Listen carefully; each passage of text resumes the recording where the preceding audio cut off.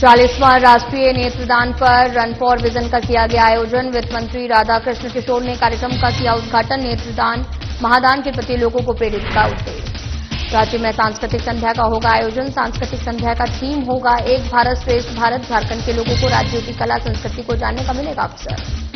चतरा में उपायुक्त कीर्तिश्री निरीक्षण करने पहुंची कुंदा। महिलाओं ने फूल मालाओं के साथ किया स्वागत। डीसी ने कुंदा उच्च विद्यालय का किया निरीक्षण। लातेहार में आयुष्मान आरोग्य मंदिर को लेकर शिकायत। स्वास्थ्य सुविधा को लेकर ग्रामीणों में नाराजगी। कहा सप्ताह में 1 या 2 दिन खुलता रहेगा।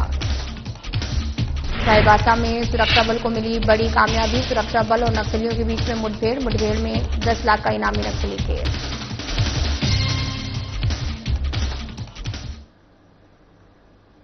नमस्कार, मैं हूं आपके साथ अंकिता पाल। बुलेटिन की शुरुआत करते हैं। 40वां राष्ट्रीय नेत्रदान पखवाड़े के तहत आई डोनेशन अवेयरनेस क्लब और कश्यप मेमोरियल आई बैंक के सहित प्रयास से राजधानी रांची में रन फॉर विजन का आयोजन किया गया है। इस रन फॉर विजन के आयोजन का उद्देश्य नेत्रदान महादान के प्रति समाज के लोगों को अधिक से अधिक प्रेरित करना रहा। इस रन फॉर विजन की खासियत रही कि युवक युवतियों ने आंखों में काली पट्टी बांधकर दौड़ में हिस्सा लिया है और कार्यक्रम का उद्घाटन वित्त मंत्री राधाकृष्ण किशोर ने किया। दौड़ में शामिल प्रतिभागियों का मनोबल बढ़ाया। राज्य के वित्त मंत्री ने नेत्रदान का संकल्प पत्र भी भरा। रन फॉर विजन की विजेता और विजेता धावकों को पुरस्कृत भी किया गया। कार्यक्रम के दौरान 30 नेत्रदाताओं के परिजनों को सम्मानित किया गया है। कार्यक्रम में शामिल राज्य के वित्त मंत्री ने कहा कि नेत्रदान एक पुनीत कार्य है। समाज के प्रत्येक व्यक्ति को इसके आगे आने की अपील भी की है।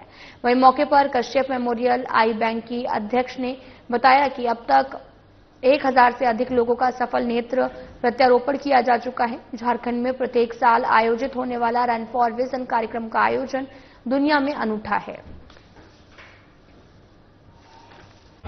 रन फॉर विजन अपने आप में यूनिक है, क्योंकि किसी भी ऑर्गन डोनेशन की संस्था के द्वारा पूरे देश में कहीं भी इस तरह से लगातार 23 वर्षों से इस प्रकार के रन का आयोजन नहीं किया गया है। और खास करके इसकी थीम भी यूनिक है, ब्लाइंड फोल्डेड रन। यह इसलिए भी यूनिक है कि इसमें झारखंड के स्थानीय महान ट्राइबल लीडर्स जैसे माननीय शिबू सोरेन, माननीय अर्जुन मुंडा, माननीय बाबूलाल मरांडी, महामहिम द्रौपदी मुर्मू ने न केवल रन में भाग लिया, रन फॉर विजन में भाग लिया, बल्कि नेत्रदान का शपथ पत्र भर के उन्होंने स्थानीय लोगों को नेत्रदान के लिए प्रेरित भी किया। अभी तक कश्यप मेमोरियल आई बैंक द्वारा 1000 लोगों का नेत्र प्रत्यारोपण किया जा चुका है। भारत सरकार के सांस्कृतिक मंत्रालय और झारखंड के सांस्कृतिक कार्य निर्देशालय की ओर से 8 सितंबर को रांची में एक सांस्कृतिक संध्या का आयोजन होगा।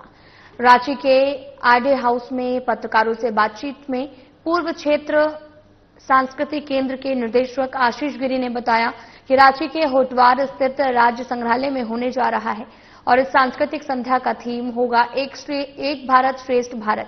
उन्होंने कहा कि प्रधानमंत्री नरेंद्र मोदी की सोच है कि देश के सभी प्रदेश एक दूसरे की संस्कृति और कला से परिचित हों। निर्देशक ने आगे ये भी कहा कि इस संस्कृति संध्या में झारखंड के लोगों को कई दूसरे राज्यों की कला संस्कृति को जानने का अवसर मिलेगा। उन्होंने कहा कि झारखंड और गोवा की मिलीजुली प्रस्तुतियां लोगों को देखने को मिलेंगी।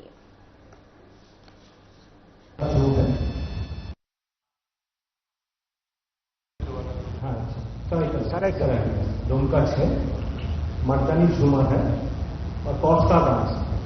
ये 4 झारखंड से और गोवा से जो आ रहा है 2 परफॉर्मेंस है, 2 ग्रुप है। उसमें एक है समाई और एक है आपका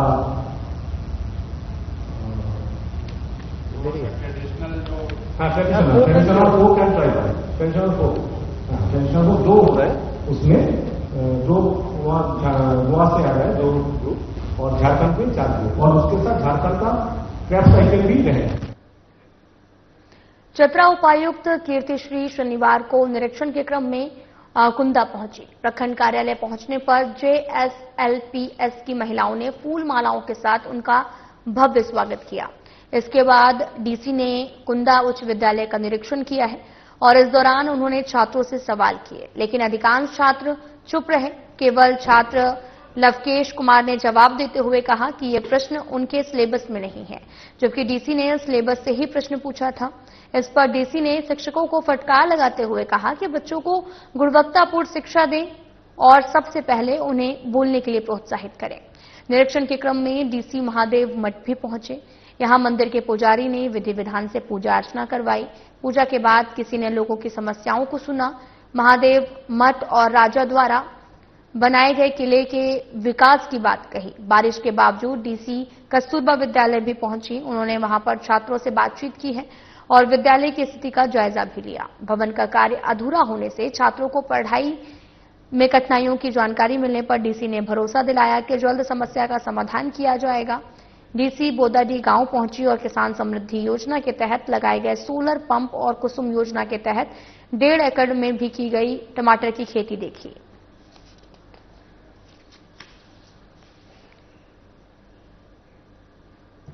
कोई भी धार्मिक स्थल, शिक्षण संस्थान, हॉस्पिटल के बगल से शराब दुकान अविलंब बंद करने की मांग बबलू और आदिवासी नवयुवक संघ सरना समिति सराईटाट मोराबादी राज्य के द्वारा इंद्र जत्रा का आयोजन सादगीपूर्ण तरीके से पारंपरिक रीति रिवाजों के अनुसार मुख्य पाहन जगलाल पाहन और मुन्ना हिमरोम के द्वारा रंगवा मुर्गा और साथ ही चरखा मुर्गा की बलि देकर गांव के लोगों की सुख समृद्धि और गांव में हरियाली की कामना कर इंद्र जत्रा का संपन्न हुआ। और इंद्र जत्रा पूजा समापन के बाद में महिला, पुरुष और नवयुवकों ने सराईटाट के ग्राम वासियों ने जत्रा स्थल के सामने विदेशी शराब दुकान खोले जाने का जोरदार विरोध किया। मुख्य पाहन जगलाल पाहन ने कहा कि इन जत्रा जो है वो हम आदिवासियों का धार्मिक सामाजिक परंपरा है, जो कर्म के दूसरे दिन से झारखंड के तमाम क्षेत्रों में अपने अपने एक निश्चित दिनों में मानते हैं,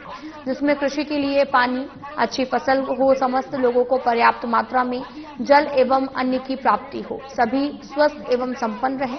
इसके लिए इंद्रदेव से प्रार्थना करते हुए साथ ही साथ सिंहबोगा, हाथूबोगा से भी प्रार्थना करते हुए इंद्र जत्रा के पश्चात हम आदिवासियों का नया पारिवारिक रिश्ता जोड़ने का कार्य प्रारंभ होता है।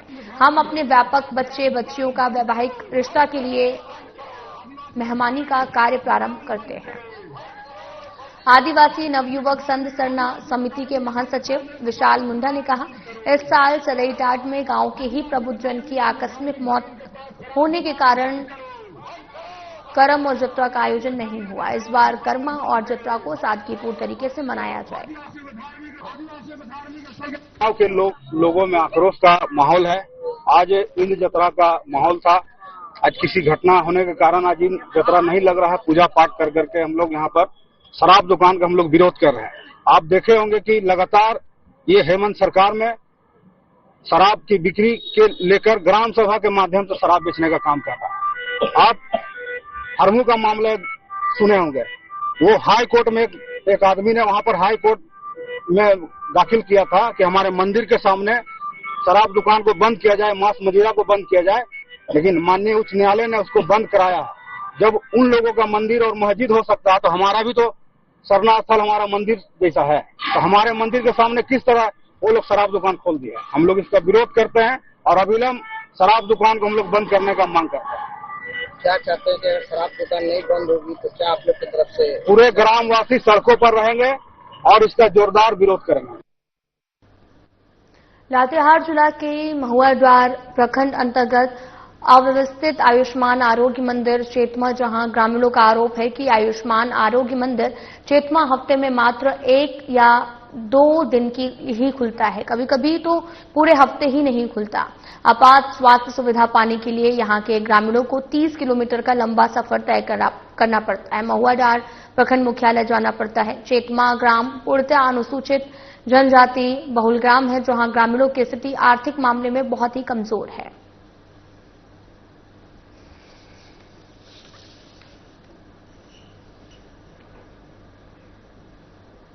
चांडिल प्रखंड स्थित MBNS समूह के संस्थानों की ओर से गुरु गौरव सम्मान 2025 का आयोजन किया गया, जिसमें शहर के कई स्कूलों और कॉलेज के संकाय सदस्यों को सम्मानित किया गया है। और इस अवसर पर मुख्य अतिथि के रूप में डॉक्टर प्रभात कुमार सिंह और OSD शिक्षा विभाग कोलन विश्वविद्यालय चाईबासा उपस्थित थे। कार्यक्रम की अध्यक्षता समूह के अध्यक्ष विवेक सिंह, निर्देशक अनुपा सिंह ने किया है और समन्वय की भूमिका मुख्तार अहमद ने निभाई। डॉक्टर प्रभात कुमार सिंह ने अपने संबोधन में कहा कि शिक्षकों का योगदान समाज निर्माण में आधारशिला के समान है। ऐसे आयोजन से शिक्षकों का मनोबल बढ़ता है और MBNS समूह शिक्षा को प्रोत्साहित करने का भी प्रयास किया और कहा कि निरंतर उत्कृष्ट कार्य किए जा रहे हैं। निर्देशक अनुपा सिंह ने भी कहा कि शिक्षकों का सम्मान करना हमारा कर्तव्य है। ये MBNS ग्रुप ऑफ इंस्टीट्यूशन की तरफ से एज ए एजुकेटर रिकॉग्नाइज और उनको सम्मानित किया गया। यह आज से स्टार्ट किया गया है। हर साल इसी तरह सभी एजुकेटर्स को जोड़ा जाएगा। जितने भी टीचर्स हैं, एजुकेटर्स हैं, या वो ट्यूशन पढ़ाते हों या किसी हो या जहां भी हो, उनको हर साल इसी तरह सम्मानित किया जाएगा।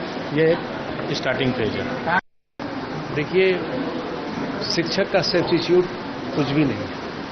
AI आ जाए, AI को बनाने वाला भी शिक्षक है।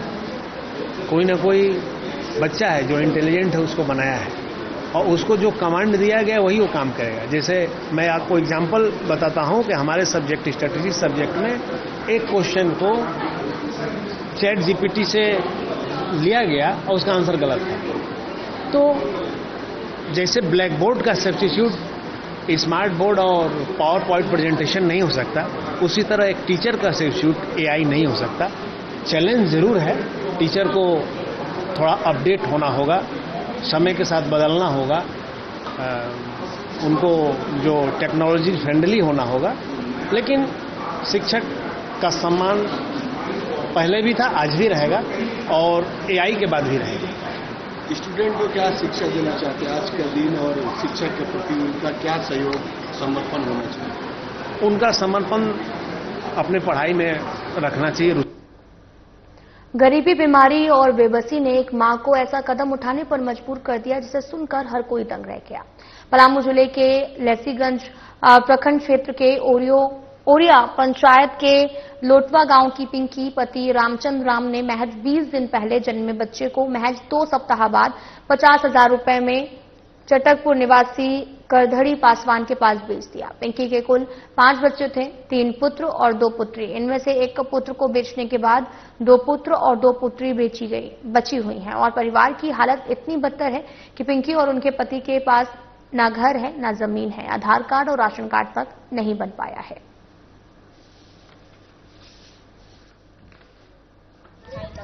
और घर द्वार नहीं है, रहने के लिए दिक्कत था, इसीलिए बच्चा को बेच दिए 50,000 में। और क्या, परिवार के दवाई सुई कराने के लिए, इलाज कराने के लिए। क्या हुआ पत्नी का? थनैली हो गया था। आपको जगह जमीन है? कुछ नहीं है सर। कहाँ घर है? मिर्जापुर, उत्तर प्रदेश, जिगना गौरा। अभी कहाँ रहते हैं? अभी यहीं मंजिल में रहते हैं। कहाँ? यहाँ शेड में। कौन शेड, कौन गाँव? लोटवा में। वहाँ मड़ई में हम लोग रहते थे, सास ससुर जमीन दिया था, तो वहाँ पे पानी जब बरसने लगा तो हम वहाँ से आ गए यहाँ सेट में, बजरंगबली के मंदिर में। हजारीबाग के पूर्व उपायुक्त रहे निलंबित IAS विनय चौबे की तबियत बिगड़ गई है, जिन्हें इलाज के लिए शनिवार को शाम 5:30 बजे शेख भिखारी मेडिकल कॉलेज अस्पताल लाया गया, जहां ट्रॉमा सेंटर में चिकित्सकों की गठित बोर्ड में शामिल टीम ने उनके स्वास्थ्य जांच करने के बाद रिम्स रेफर कर दिया। उन्हें JP कारा से इलाज के लिए ट्रॉमा सेंटर लाया गया था।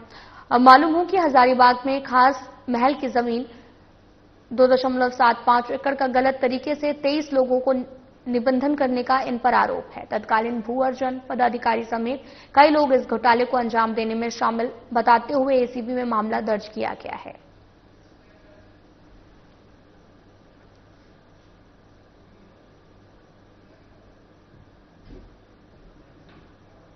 तो आपको बताते चलें कि इस मामले की जांच हजारीबाग ACB की टीम कर रही है। इसी मामले को लेकर ACB की टीम ने गहन पूछताछ के लिए 4 दिनों के रिमांड पर उन्हें लिया है।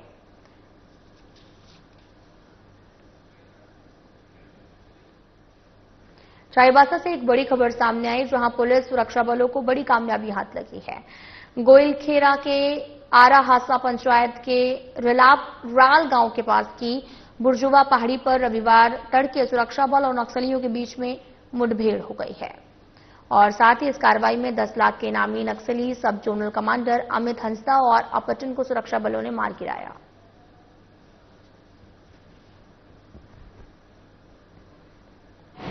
प्राप्त हुई थी कि बिहार से 2 व्यक्ति हमारे हंटरगंज थाना क्षेत्र में आकर गोली का खेप खपाना चाह रहे थे। इसी सूचना के सत्यापन हेतु एसडीपीओ सदर के नेतृत्व में एक टीम का गठन किया गया और वे स्वयं जो है एक व्यापारी बनते इनको कोशिश की बातचीत करने का और फिर इस तरह से हम लोगों ने 2 व्यक्तियों को अपने गिरफ्त में लिया है। एक को अरेस्ट किया है, एक नाबालिग है, उनको निरुद्ध किया गया है जिसका नाम है रोशन कुमार और उनके पास से हमें AK-47 का 393 चक्र गोली बरामद किया गया है। इनके द्वारा एक बहुमूल्य सूचना भी प्राप्त की गई है कि किससे ये गोली लेके आ रहे थे, उसका नाम पता, वो भी बिहार का रहने वाला है। टीम छापामारी कर रही है और जैसे ही वो गिरफ्त में आएगा उसके फर्दर हम लोगों को पड़ी खुल जाएगी कि वो ये गोली कहां से ला रहा था। रेलवे प्रशासन के नोटिस के विरोध में रामगढ़ जिले के बरका काना बाजार की सभी दुकानों ने अपने अपने प्रतिष्ठान बंद रखे हैं। बरका काना बाजार के दुकानदार पिछले 40 सालों से यहां दुकान लगाकर अपना जीवन यापन कर रहे हैं, लेकिन अब रेलवे ने नोटिस 72 घंटे में दुकान हटाने का निर्देश ने पूरे बाजार में हड़कंप मचा दिया है। दुकानदारों का कहना है कि बरका काना रेलवे की लगभग 4 किलोमीटर जमीन पर सैकड़ों लोग सालों से दुकान चलाकर अपना परिवार का भरण पोषण कर रहे हैं और ऐसे में बिना विकल्प दिए उन्हें हटाना अन्याय है। दुकानदारों ने मांग की है कि स्टेशन परिसर से बाहर वैकल्पिक जगह बनाकर दुकान आवंटित की जाए। अगर ऐसा नहीं हुआ तो बड़ा आंदोलन होगा। 1 महीना पहले नोटिस मिला था, उस समय हम लोग माननीय विधायक के पास गए तो उन्होंने सीईओ के साथ आया तो उनके साथ बहुत लंबी वार्ता हुई, बात हुआ तो उन्होंने बोला ठीक है अभी आप लोगों को निश्चित रहिए, कम से कम छठ दिवाली के बाद उचित कार्रवाई किया जाएगा, देखते हुए जितना जरूरत है उतना लिया जाएगा और आगे इसका उसके बाद जो होगा किया जाएगा। उसके बाद अचानक कल शाम को 72 घंटा का नोटिस दिया गया और उससे पहले हम लोग रामगढ़ में जाके और वहां पर डीसी से हम लोग मिले, माननीय विधायक श्री ममता देवी का अगुवाई में और श्री मुन्ना पासवान जी का अध्यक्ष जो है कांग्रेस का, उनके अगुवाई में गए डीसी पर और उन्होंने वहां पर बात किया। डीसी साहब डीटीएम साहब को फोन किया और बोले कि इस तरह का मामला है तो छठ, दुर्गा पूजा, दिवाली बीतने दिया जाए, उसके बाद उचित कार्रवाई करते हुए जितनी जरूरत है दुकानें उतना लिया जाए। माननीय विधायक ममता देवी के साथ बाजार संघ के लोग जाके हम लोग आवेदन दिए थे और मांग करने के बाद में हम लोग डीसी साहब का पास भी गए थे। हम लोग आग्रह किए थे डीसी साहब का कि सर दुर्गा पूजा, छठ है, दिवाली हिंदू का त्यौहार है, ऐसे त्यौहार में लोग अगर तोड़ फोड़ अगर होता है तो हम लोग डीसी साहब से आग्रह किए थे। डीसी साहब ने बोले थे कि जाके आप डीटीएम साहब को आवेदन दीजिए। हम लोग डीटीएम साहब से ही मांग किए थे, डीटीएम साहब भी संतावना दिए थे और डीसी साहब भी संतावना दिए थे कि छठ और दिवाली के बाद भी जो भी कार्रवाई होगा एक साथ बैठकर और एक रास्ता निकलेगा, उसके बाद में रास्ता निकलेगा, उसके बाद में जो भी तोड़ फोड़ का बात होगा, जितना जरूरत है उतना ही तोड़ेंगे। चाईबासा से एक बड़ी खबर सामने आई, जहां पर पुलिस सुरक्षा बलों को बड़ी कामयाबी हाथ लगी है।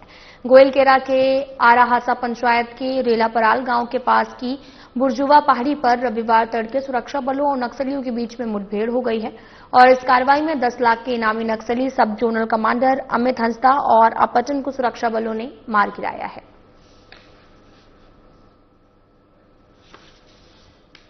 तो आपको बताते चलें कि पूरा मामला चाईबासा से है, जहां सुरक्षा बलों की बड़ी कामयाबी मिली, जहां पर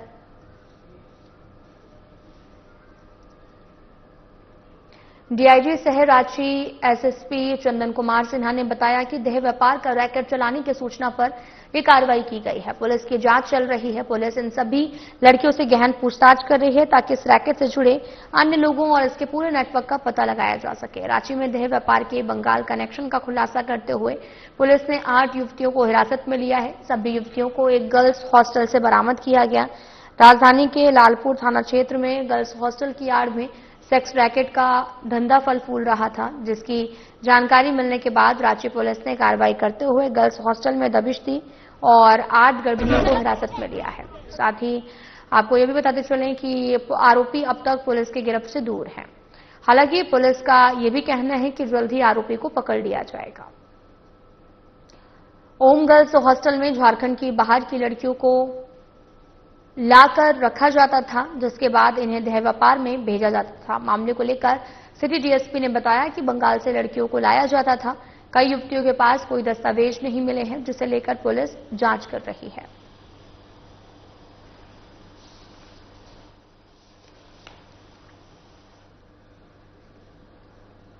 निरसा में शनिवार को दामोदर वैली वास्तुहारा संग्राम समिति के बैनर तले विस्थापितों ने डीवीसी के खिलाफ अपनी ताकत दिखाते हुए विशाल बाइक रैली निकाली और यह रैली बेना गोड़िया सुभाष चौक से प्रारंभ हुई, जो पश्चिम बंगाल से आए सैकड़ों विस्थापितों के साथ पंचेत, झाटी, पहाड़ी, बांद्राबाद और छाता मोड़ होते हुए पूरे पंचेत क्षेत्र में घूम रही है। सुभाष चौक पर समाप्त हुई रैली में सैकड़ों बाइक पर विस्थापित शामिल हुए। समिति के अध्यक्ष मुख्तार अंसारी ने आरोप लगाया कि डीवीसी ने विस्थापितों की जमीन लेकर उस पर सोलर प्लांट का निर्माण शुरू कर दिया है, लेकिन अब तक प्रभावित परिवारों को न तो मुआवजा मिला है और न ही नियोजन। उन्होंने चेतावनी दी है कि जब तक उनकी मांगे पूरी नहीं होती हैं, आंदोलन और संघर्ष जारी रहेगा।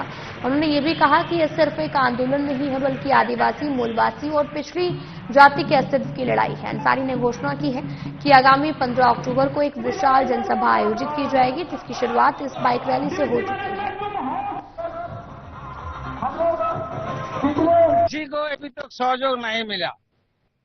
हमारा तमाम विस्थापित पूर्वजों ने जो था, सरकार को विश्वास किया, डीवीसी को विश्वास किया, जमीन दिया था डैम बनाने के लिए।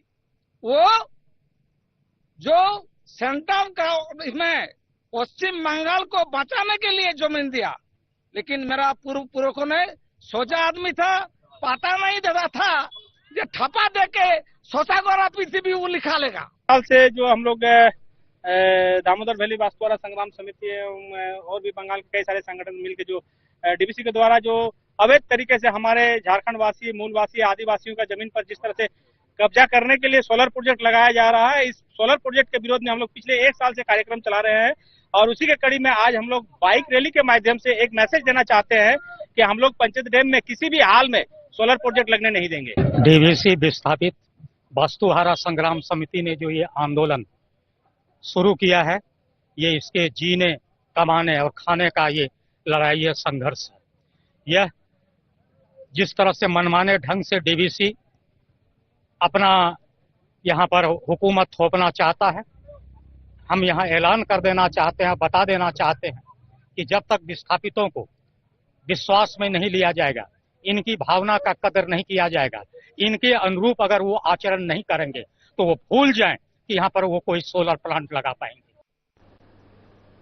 बोकारो पुलिस ने 2 अलग अलग थाना क्षेत्र में 3 घरों में चोरी की घटना को अंजाम देने वाले चोरों को दबोचकर एक ही दिन में 3 घरों में चोरी की घटना को अंजाम देने वाले कांड का खुलासा किया है और साथ ही पुलिस द्वारा पकड़े गए चोरों के निशानदेही पर घरों से उड़ाए गए बर्तन, गहने, चोरी की घटना को अंजाम देने वाले औजार और एक 4 पहिया वाहन बरामद किया है। बोकारो जिले में अलग अलग 2 थाना ज्वारीडीह और कसमार थाना क्षेत्र में एक ही दिन 3 घरों में चोरी की गई। घटना को अंजाम देने वाले 5 चोरों को पुलिस ने धर दबोचा है।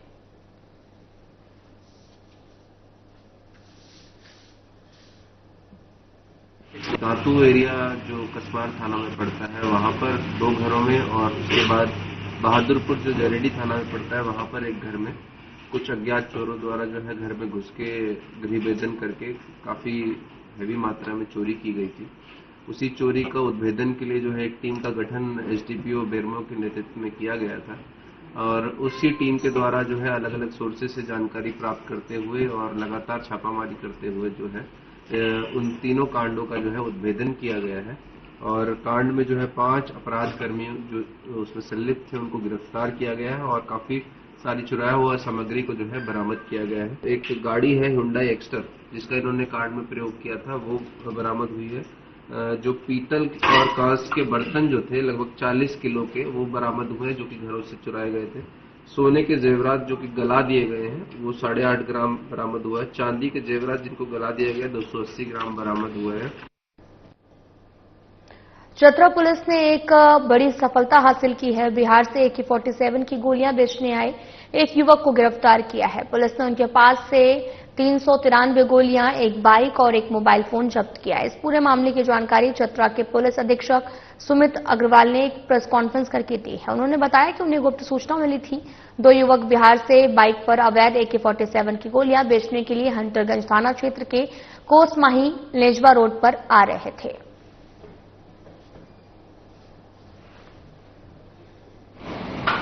प्राप्त हुई थी कि बिहार से 2 व्यक्ति हमारे हंटरगंज थाना क्षेत्र में आकर गोली का खेप खपाना चाह रहे थे। इसी सूचना के सत्यापन हेतु SDPO सदर के नेतृत्व में एक टीम का गठन किया गया और वे स्वयं जो है एक व्यापारी बनके इनको कोशिश की बातचीत करने का, और फिर इस तरह से हम लोगों ने 2 व्यक्तियों को अपने गिरफ्त में लिया है। एक को अरेस्ट किया है, एक नाबालिग है, उनको निरूप किया गया है जिसका नाम है रोशन कुमार, और उनके पास से हमें AK-47 का 393 चक्र गोली बरामद किया गया है। इनके द्वारा एक बहुमूल्य सूचना भी प्राप्त की गई है कि किससे ये गोली लेके आ रहे थे। उसका नाम पता, वो भी बिहार का रहने वाला है। टीम छापामारी कर रही है और जैसे ही वो गिरफ्त में आएगा उसके फर्दर हम लोगों को पड़ी खुल जाएगी कि वो ये गोली कहाँ से ला रहा था। फिलहाल बुलेटिन में इतना ही। नमस्कार।